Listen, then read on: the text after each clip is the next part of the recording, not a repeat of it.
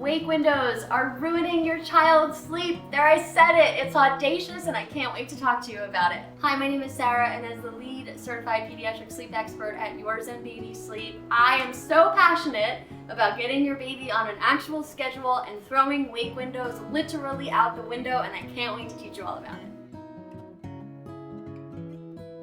First of all, wake windows can be really helpful in managing your child's daytime schedule for about the first 4 to 6 months of life. By the time your child is about 4 months old, though, you're going to start to see that their sleep needs are changing. This is in conjunction with the 4-month sleep regression and is something that is a permanent sleep change to their body. This sleep change is exactly why we need to move away from wake windows, and we need to really work on establishing a set sleep schedule after the 4-month mark, and definitely be on a biological sleep schedule using biotimes by 6 months of age. What is this sleep change, this permanent change that happens in our child's body at the 4-month mark? It's the circadian rhythms turning on. Up until about 16 or 17 weeks, your child doesn't have a circadian rhythm.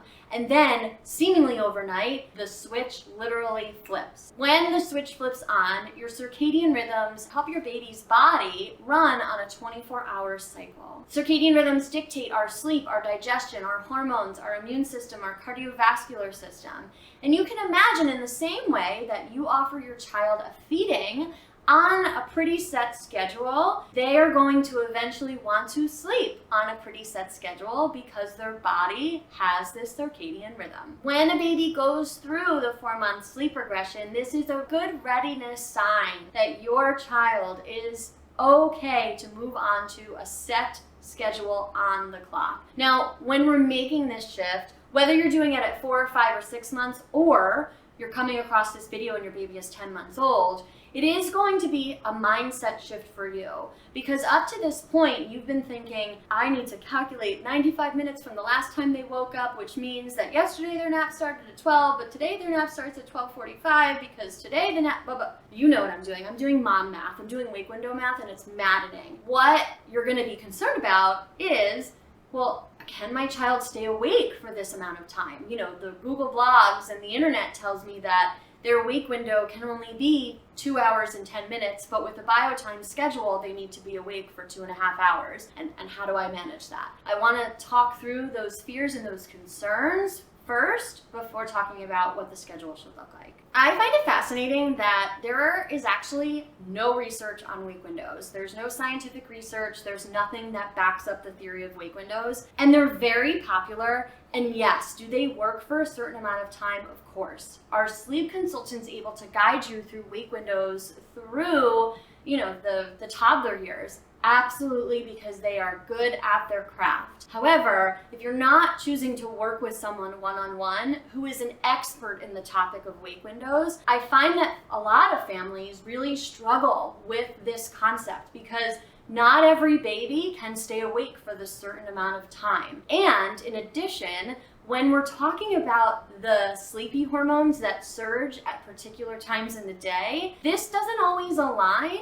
with the amount of time that your baby's been awake, that the wake window says your baby should go to sleep. So think about it this way. If your child's wake window is 3 hours, and it means that they're supposed to be taking a nap at 2 o'clock. Guess what? 2 o'clock in the afternoon is the time when cortisol and adrenaline is at its height. There is very little sleepy hormones being produced at that time. Therefore, what is that going to mean about your child's sleep? It's very possible they could fall asleep because of just the idea of sleep pressure, but the quality of that sleep isn't going to be great. We're not going to get deep non-REM sleep. It's very possible they'll wake up at the 45-minute intruder, or they might not extend their sleep, or they might take a normal length of a nap of about an hour to an hour and a half, but you're going to see some more difficulties at bedtime, whether it takes a while for them to go to sleep at bedtime, or you might even see more night wakings because of the quality of their daytime sleep. Unknowing to you, because you're using wake windows and using something that people really swear by,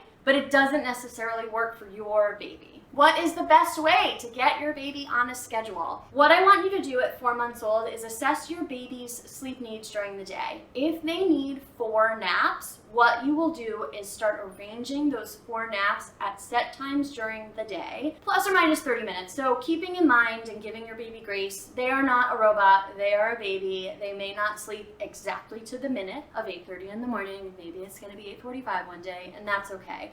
But if we are offering them sleep at the same time, what's going to happen is their body's going to adjust to this. Generally, the schedule I recommend with a 6:30 wake up time would be nap 1 at 8 a.m., nap 2 at 10:30 a.m., nap 3 at 1 p.m., nap 4 at 3:30 p.m., and then a bedtime of 6:30 p.m. This is a really good middle ground for moving away from wake windows and moving to set times, because the amount of time in between those 4 naps really only is about an hour and a half to 2 hours, which is generally the amount of time that your child is able to stay awake at the 4-month mark. By the time your baby is 5 months old, I want them transitioned to 3 naps, definitely. And the nap times should be locked in at 8:30, 12, and 3:30. A question parents have is, well, what about if my baby wakes up at 7? Shouldn't I put them to bed at 10 because that's what the wake window is?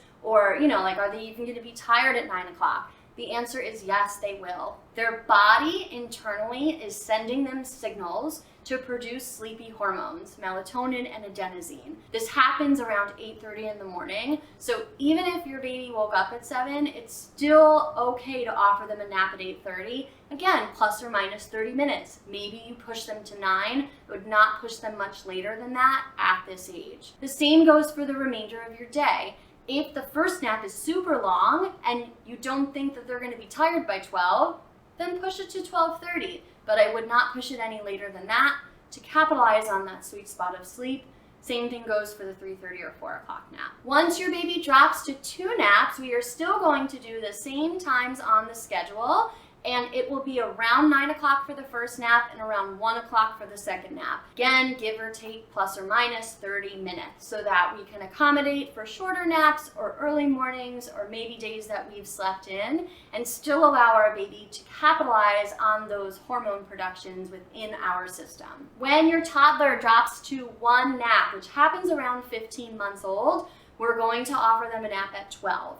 And as they get older, you're going to see that this nap actually starts a little bit later because they just want to be awake a little bit longer. So by the time they're 2, 2.5, you might see nap at 12:30. If they're still napping at 3 years old, the nap might start at 1. It's really important to keep in mind that I don't want you to shift nap any earlier if they woke up super early in the morning. Common challenge with toddlers is early morning wakings because they're up, ready to go and ready to play.